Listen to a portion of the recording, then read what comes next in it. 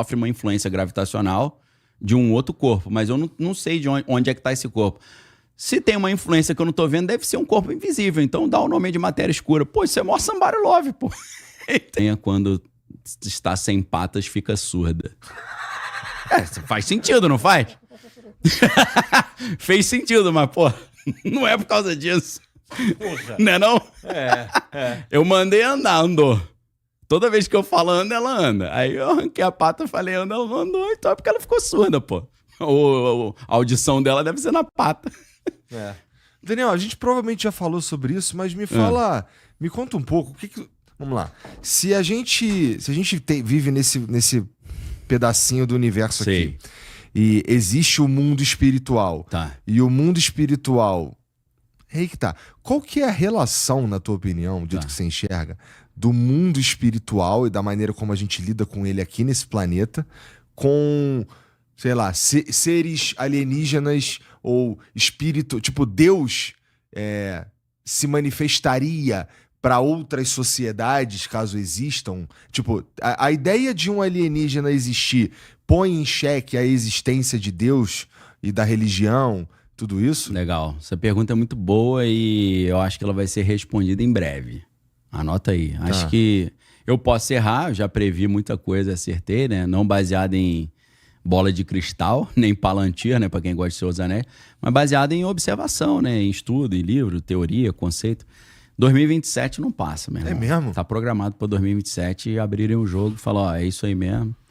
Existe, tá aqui, ó, quero te apresentar o comandante Astacheran, veio aí dar boas-vindas aí. Clato Barada Nicto, né? O dia que a Terra parou, essas coisas deve rolar. Mas, não sei, vamos ver. Pra mim, se isso acontecer, não vai mexer em nada na minha fé, porque eu tô já vacinado contra isso ou para isso.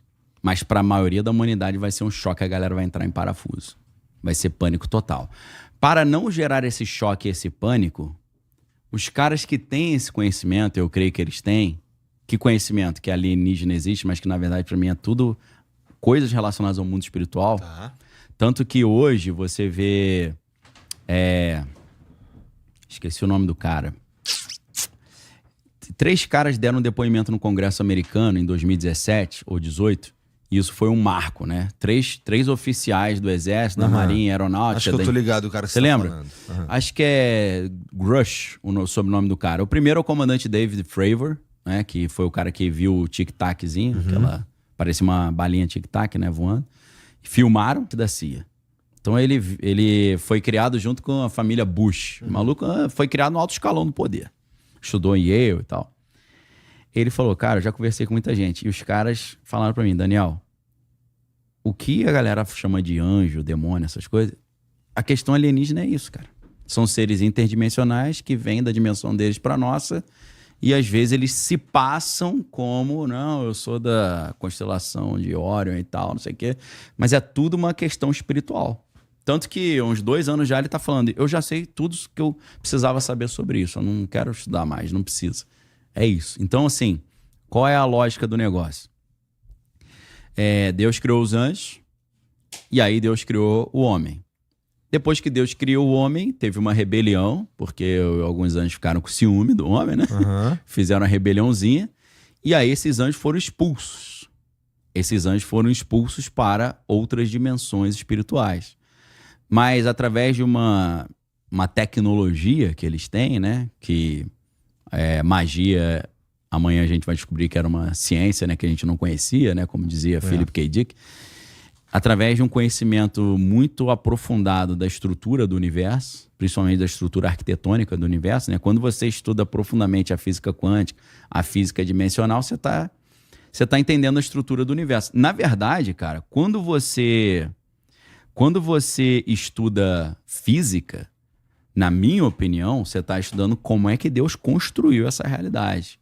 E aí, para quem é cristão e é físico, cara, olha que legal isso, né? Por isso que eu me amarro em ouvir palestras sobre física quântica e tal, porque eu não estou pensando como é que o mundo funciona, eu estou pensando como é que Deus estruturou o mundo, que é mais legal ainda. E você vê que estruturou de uma maneira incrível, né? Louca, muito legal.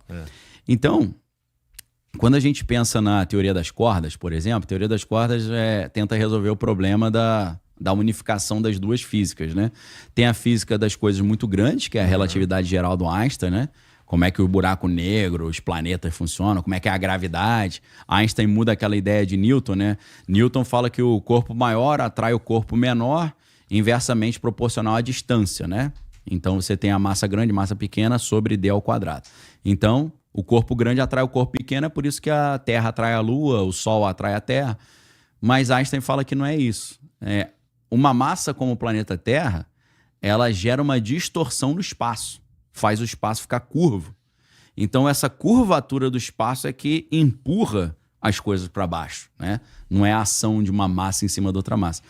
Então, a teoria da relatividade geral trouxe muitas questões interessantes e explicações sobre as coisas macro. Agora, a física quântica traz coisas misteriosíssimas sobre o micro. E o problema é que as regras do macro não se comunicam com a do micro. Então, existe um abismo entre duas físicas. A física das coisas grandes e a física da coisa pequena. Aí os caras entraram numa neura de tentar solucionar esse abismo, né? Achar a teoria de tudo, né? Então foram propostas várias ideias. Uma das ideias é a teoria das cordas, que não é uma teoria muito consolidada, né? Ficou aí 40 anos tentando ser provada, mas não prova muita coisa. Mas ela traz uma reflexão interessante. E lembrando, isso tudo são equações, né? Uhum. A gente tem ali, você tem vários gênios lá que fazem as equações e chegam nisso. Nas equações da teoria das cordas, a ideia é a seguinte: a gravitação quântica é a ideia que une tudo, porque você tem gravidade no macro e tem gravidade no micro. Se você achar pela gravidade uma interseção, você resolveu isso. Então, eles entendem, né, nessa teoria que chama teoria M, ou teoria das cordas, na teoria M, eles entendem que a origem de tudo são filamentos de energia, cordinhas de energia que ficam vibrando, como se fosse uma corda de violão. Os quarks, né, o nome disso é quark. Dependendo da frequência que essas cordinhas de energia vibram, esses filamentos vibram, isso gera um tipo de átomo ou outro. Então é como se o mundo inteiro, tudo que existe, vem de uma frequência vibracional de um filamento de energia. Isso é interessante pra caramba, porque você vê na Bíblia, né? Jó fala assim, Deus fala para Jó: onde você estava quando eu estabeleci os fundamentos da terra, quando eu estabeleci, né, as galáxias e tal, no momento em que as estrelas da alva cantavam e todos os filhos de Deus rejubilavam. Ou seja, a Bíblia diz que o mundo foi criado pela música, né? E a música é o quê? É frequência, é vibração, né? Então é interessante, parece que a ideia dos quarks, né, vibrando é como se a música construísse tudo, que é legal pra caramba. O que é até a tese que tanto o C.S. Lewis usa no Nárnia, porque nos Crônicas de Nárnia os mundos são criados através da música, e Tolkien também usa, né? Porque no Silmarillion, Eru e Ilúvatar, junto com os outros Valar, né, os anjos. Caralho, tu é um nerd completo, né, cara? Eu gosto pra caramba, irmão, demais. Eu também gosto, muito. Tô ligado. Eu tava esperando tu acabar pra comentar isso, mas vai lá. Então, e inclusive nessa série nova da Amazon, do Senhor dos Anéis, lá, do Tolkien, né, que eu esqueci o nome. O Anéis de Poder. Anéis de Poder. A vinheta inicial é aquela experiência que o cara bota areia numa superfície e bota uma frequência, aí surgem formas. Que é uma experiência real que é legal pra caramba, né? Dependendo da frequência, da corda, da nota que você solta, aparece um desenho, né, na areia. Querendo fazer uma referência a essa ideia do Tolkien, que o mundo foi criado pela música. Então, através dessas equações, se isso funciona na equação, que a vibração dos filamentos de energia geram as diferentes matérias que a gente vê, os átomos, para a equação fazer sentido, não pode ter só uma dimensão de espaço. São necessárias 10 dimensões de espaço diferente. Então a gente não teria só largura, altura, profundidade e tempo. Não seria um mundo de 4 dimensões, né? 3 dimensões de espaço, uma de tempo. A gente está inserido num mundo que a princípio é altura, largura, profundidade e o tempo. São as dimensões. Eles acrescentam mais 6, né? Ou, na verdade, mais 5, né? Mais 7, para você ter 11. Então, das 4 você pula para 11, porque são 10 de tempo, de espaço, em vez de 3, e uma de tempo. É claro que tem uns malucos já, e aí é uma conversa muito maneira, mas eu teria que fazer um dever de casa para poder explicar melhor, de que podem existir outras dimensões do tempo também, não só uma. Ter 3, 4 dimensões Mas do isso é tempo. difícil até de imaginar. É difícil pra caraca de imaginar. De imaginar uma quarta dimensão do espaço. Do espaço? É. Não. Do espaço, entendi. Então, aí é por isso que a questão da geometria é fundamental. Você tem vários objetos físicos que eles representam essas dimensões. Isso é legal pra caramba. O Tesseract, por exemplo, ele é um objeto que ele representaria essas dimensões adicionais. É legal, eu não sei se a galera quiser procurar e botar na imagem, né? Vai aparecer o do Thor. Vai aparecer o do Thor, com certeza. Bota na geometria, né? 5 dimensões, 6 dimensões. Existem formas que ajudam um pouco a você visualizar isso. Agora, você começar a imaginar um objeto transitando nessas dimensões e fazer equações para isso é um nível de complexidade muito difícil, né? Igual você jogar um xadrez que tem 1 bilhão de regras, né? Olha lá, as ideias, né? Nossa. É loucura, né? Ajuda um pouquinho o cara tentar dar uma imaginada, né? A mudança do 2D pro 3D adiciona muita complexidade. Do 3D pro 4D, é muito doido, né? E do 4D pro 5D fica até difícil de visualizar mesmo. O que é louco é o cara estudar física quântica, ele tem que estudar geometria pra caraca. Porque são tudo questões geométricas, né? Eles vão falar de supersimetria. Existe até um Eric Weinstein, um cara que propôs uma teoria de tudo, que não é a teoria das cordas, é uma outra teoria. O nome da teoria é unidade geométrica. A partir da geometria ele tenta unificar a física das coisas grandes e da pequena. Mas eu falei disso tudo porque se essa teoria das cordas faz sentido, a gente tem 10 dimensões de espaço. A gente poderia, então, entender que existem seres que a gente não consegue enxergar porque eles estão nessas outras dimensões espaciais. Mas existe uma maneira de você, dessas dimensões, se comunicar. Entendeu?